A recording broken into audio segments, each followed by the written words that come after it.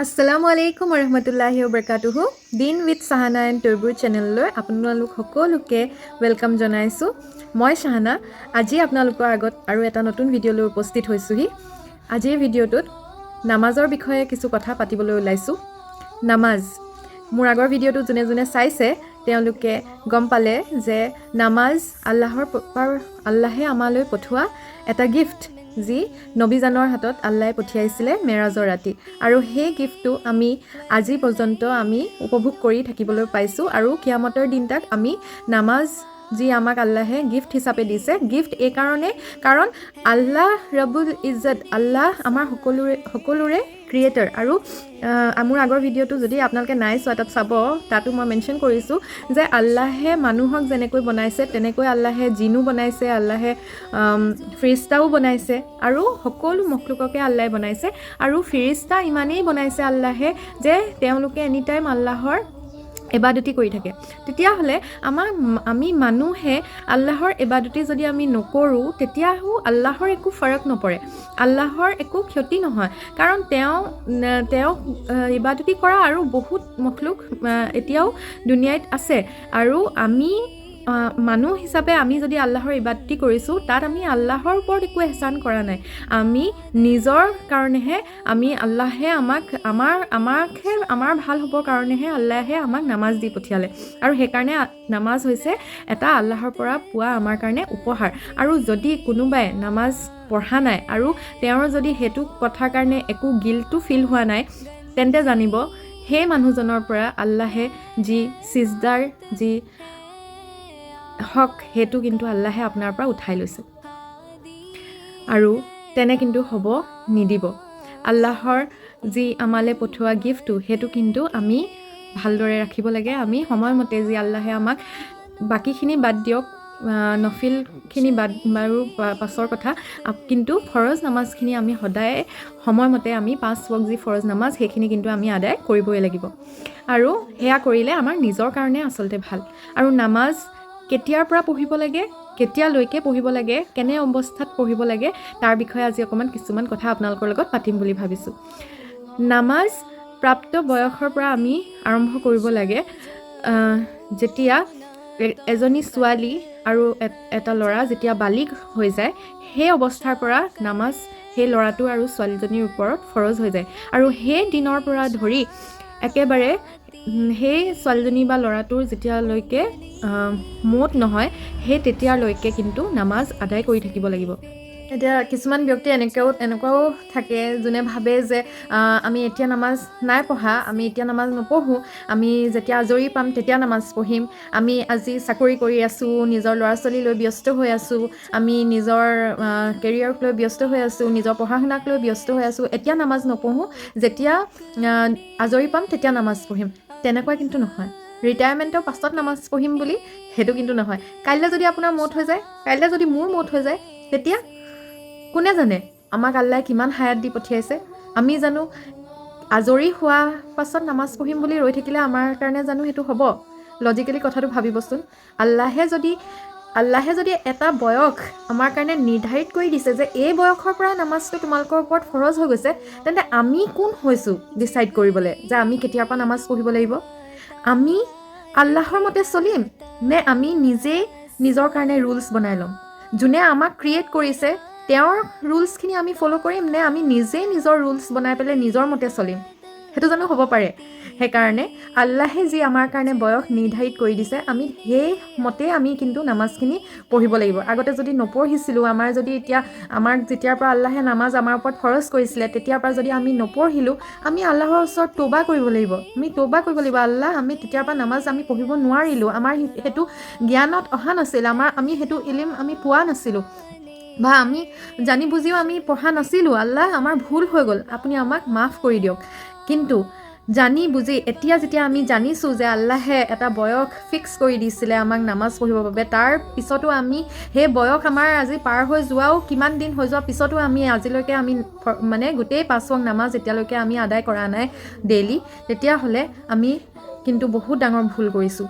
জানি বুজি ভুল কৰিলে কিন্তু আল্লাহে আমাক কেতিয়াও মাফ নকৰিব আৰু আল্লাহে কৈছে যে এতিয়া কয় যে আল্লাহৰ মৰ্জি বিনা একো নহয় আল্লাহৰ কিছুমান এনেকুৱা মানুহো মই লগ পাইছোঁ যোনে কয় যে আল্লাহৰ মৰ্জি হোৱা নাই সেইকাৰণে মই নামাজ পঢ়া নাই সেইটো নহয় আল্লাহৰ মৰ্জিত কামবোৰ হোৱা নাই আল্লাহৰ মৰ্জিত আজি বেয়া কামবোৰ দুনিয়াত হৈ থকা নাই আল্লাহৰ ইজাজতৰ কাৰণে হৈছে আল্লাহে আমাক মানুহক ইজাজত দিছে যে যা তই যি কৰগে যা তই ভাল কৰিলেও কৰ তই বেয়া কৰিলেও কৰ মই কিন্তু তোক ভাল কৰিবলৈ দুনিয়ালৈ পঠিয়াইছোঁ যদি তই ভাল কাম কৰ তেতিয়াহ'লে তোৰ কাৰণে আখিৰত বহুত ভাল তোৰ কাৰণে আখিৰতত একদম ধুনীয়া ধুনীয়া বস্তু মই জান্নাতত ৰেডি কৰি থৈছোঁ আল্লাহে আমাক সেই বুলি পঠিয়াইছে আৰু আল্লাহে কৈছে যদি যা তোৰ যদি বেয়া কাম কৰিব মন আছে তো বেয়া কাম কৰগে যা কিন্তু চাবি আখিৰতত তোৰ কাৰণে মই কিন্তু বহুত ডাঙৰ পানিছমেণ্ট জাহান্নামত ৰেডি কৰি ৰাখিছোঁ এতিয়া আমাৰ ওপৰত এইটো দায়িত্ব আমাৰ নিজৰ ৰেছপনচিবিলিটি যে আমি ভালটো চুজ কৰোঁ নে বেয়াটো চুজ কৰোঁ আমি আল্লাহৰ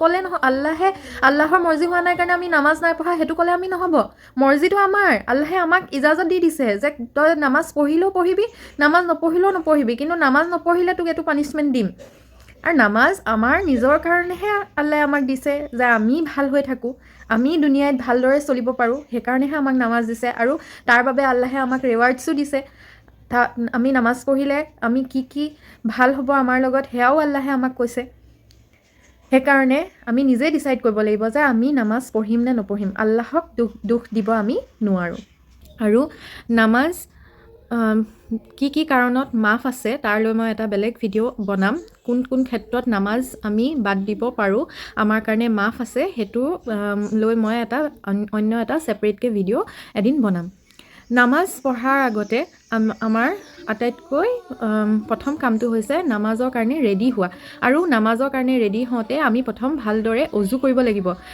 হাদিছত ৰিৱায়াত আছে যে যদি আমি ভালদৰে অজু নকৰোঁ তেতিয়া কিন্তু আমাৰ নামাজ কবুল নহ'বও পাৰে কিন্তু আল্লাহ সুবহানাহু তাআলাই চবতকৈ ভালকৈ জানে হি ন'জ দ্য বেষ্ট আমি কিন্তু নিজৰ ফালৰ পৰা আমাৰ যিটো আমি যিমানখিনি কৰিব পাৰোঁ আমি কিন্তু সেইটো নিজেই কেয়াৰফুল হ'ব লাগিব যে আমি ভালদৰে উজু কৰি লওঁ আৰু তাৰ পাছতহে আমি নামাজ পঢ়িব লওঁ যাতে নামাজ পঢ়োঁতে কেনেকৈ আমি মানে ভাবি ল'ব লাগে প্ৰথম কথাটো হ'ল নামাজ আমি যেতিয়া পঢ়িবলৈ আমি থিয় হ'ম আমি ভাবি ল'ব লাগিব যে আল্লাহ ৰব্বুল ইজ্জত একদম আমাৰ আগত আছে আৰু এইটো হাদিছতো আছে যে যেতিয়া আমি নামাজ পঢ়োঁ তেতিয়া আল্লাহ ৰব্বুল ইজ্জত একদম আমাৰ আগত সদায় থাকে আৰু পাছফালে আমি ঘূৰি চাব নালাগে কাৰণ আমি নিজকে তৈয়াৰ কৰি ল'ব লাগিব যে পাছফালে আমাৰ মালিকুল মৌত আছে যেন আমাৰ মানে পাছফালে মৌত থিয় হৈ আছে সেইটো ভাবিব লাগিব আৰু আগত আল্লাহ থিয় হৈ আছে সেইটো ভাবি পেলাই আমি নামাজত তেনেকৈ থিয় হ'ব লাগিব আৰু নামাজ যেতিয়া আমি আৰম্ভ কৰিম আমি এইটো ভাবি ল'ব লাগিব যে কিজানি এই নামাজ যি মই পঢ়িছোঁ এই নামাজ মোৰ জীৱনৰ শেষ নামাজ হ'ব পাৰে আৰু আমি তেনেকৈ ভাবি নামাজটো আৰম্ভ কৰিব লাগে আৰু কিজানি আল্লাহে মোক সিজদা কৰিবলৈ চান্স নিদিবও পাৰে এয়া চাগে মোৰ জীৱনৰ শেষ নামাজো হ'ব পাৰে আমি এনেকুৱাকৈ নামাজটো আৰম্ভ কৰিব লাগে আৰু এনেকৈয়ে গোটেই নামাজটো আমি পঢ়িব লাগে বহুত মনোযোগেৰে পঢ়িব লাগে মানে কিজানি আমাৰ লাষ্ট যদি হয় এই নামাজটো তেতিয়া আমি কি কৰিম তেনেকৈ ভাবি আমি আগবাঢ়িব লাগে আৰু নামাজ কি হালতত নামাজ আমাৰ কবুল নহয় সেইটো আমি জানিব লাগিব 5জন ব্যক্তিৰ নামাজ কবুল কেতিয়াও নহয় বুলি কৈছে তেওঁলোকৰ নামাজ আল্লাহৰ বাৰগাহটো পোৱা দূৰৰ কথা তেওঁলোকৰ মূৰৰ ওপৰেও দিও পাৰ নহয় বুলি কৈছে আৰু সেই ব্যক্তিসকল হৈছে 1 নম্বৰ যোনে মদ খোৱা মানুহৰ নামাজ তেওঁলোকৰ মূৰৰ ওপৰেদিও বোলে পাৰ নহয় যেতিয়ালৈকে তেওঁলোকে দিলেৰে যেতিয়ালৈকে তেওঁলোকে আল্লাহৰ ওচৰত তওবা নকৰে আৰু তেওঁলোকে মদ এৰি নিদিয়ে তেতিয়ালৈকে তেওঁলোকৰ কিন্তু নামাজ কবুল নহ'ব দ্বিতীয়জন ব্যক্তি যাৰ নামাজ কবুল নহ'ব বুলি কৈছে সেয়া হৈছে সেইগৰাকী মহিলা যিগৰাকী মহিলাৰ ওপৰত তেওঁৰ হাজবেণ্ড নাৰাজ হৈ আছে বিনা কাৰণত নহয় ফিজুল কাৰণত নহয় যদি ইন্তেহাই বহুত মানে ইম্পৰ্টেণ্ট কাৰণত যদি কোনোবা এজন হাজবেণ্ডে তেওঁৰ ৱাইফৰ ওপৰত নাৰাজ হৈ আছে তেনে ক্ষেত্ৰত সেই ৱাইফগৰাকীৰ কিন্তু নামাজ কবুল নহ'ব বুলি কৈছে 3 নম্বৰতে সেইজন পুৰুষ যিজন পুৰুষে নিজৰ বিবিক নিজৰ ৱাইফক টৰ্চাৰ কৰে যিজনে নিজৰ বিবিক ভাল ব্যৱহাৰ নকৰে, তেওঁৰ ওপৰত অত্যাচাৰ কৰে, সেই ব্যক্তিজনৰো নামাজ কবুল নহ'ব বুলি হদিছত আছে। আৰু 4 নম্বৰতে, যিজন ব্যক্তিয়ে সুদ খায়, যোনে সুদলৈ পইচা বেপাৰ কৰে, তেনে ব্যক্তিৰ নামাজ কবুল নহ'ব বুলি কৈছে। আৰু 5 নম্বৰতে, সেইজন ইমামৰ নামাজ কবুল নহ'ব বুলি কৈছে,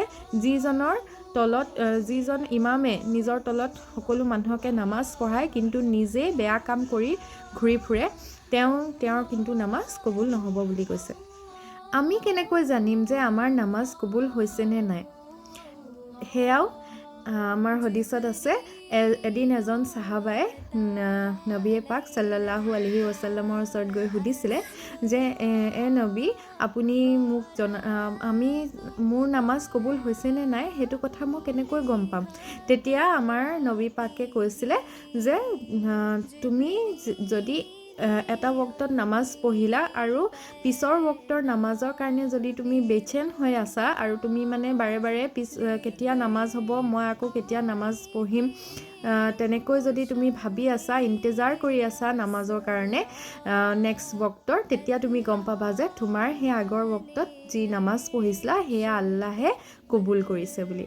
আলহামদুলিল্লাহ, ইমান ধুনীয়া কথা ন? তেনেদৰে আমিও যদি নামাজৰ কথা আমি এনিটাইম ভাবি থাকোঁ, আমি তেতিয়া সদায় বেয়া কামৰ পৰা আঁতৰি থাকিব পাৰিম। আৰু সেইকাৰণেই নামাজটো আচলতে আমাৰ ওপৰত ফৰজ, কাৰণ নামাজ পঢ়ি বেয়া কাম কৰি ঘূৰি ফুৰিলে আমাৰ নামাজ কেতিয়াও কবুল নহ'ব। আমি সেইকাৰণে নামাজ আল্লাহে আমাক দিছে যাতে আমি নামাজ পঢ়ি থাকোঁ আৰু নিজৰ যিটো এখলাক, আমাৰ কেৰেক্টাৰটো আমি ভাল কৰি থাকিব পাৰোঁ। অকল নামাজ পঢ়িলেই নহ'ব। নামাজ পঢ়ি আমি যদি নিজৰ মা আব্বাক যদি নাচাওঁ, আমি যদি নিজৰ হাজবেণ্ডৰ লগত ভাল ৰিলেশ্যন নাৰাখোঁ, আমি নিজৰ ৱাইফৰ লগত ভাল ৰিলেশ্যন নাৰাখোঁ, আমাৰ ল'ৰা ছোৱালীক আমি যি ইম্পৰ্টেঞ্চ দিব লাগে সেয়া যদি আমি নিদিওঁ, আমি যদি নিজৰ ঘৰৰ ওচৰৰ মানুহক যদি আমি প্ৰব্লেমছ ক্ৰিয়েট কৰি আছোঁ তেওঁলোকৰ বাবে, তেওঁলোকৰ নিন্দ হাৰাম কৰি আছোঁ, তেতিয়াহ'লে জানো আমাৰ নামাজ কবুল হ'ব? আমি অকল নামাজ পঢ়িলেই নহ'ব, আমাক আল্লাহে যি টকা পইচা ধন সম্পত্তি দিছে তাৰ পৰা আমি আনক সহায় কৰিব পাৰিব লাগিব।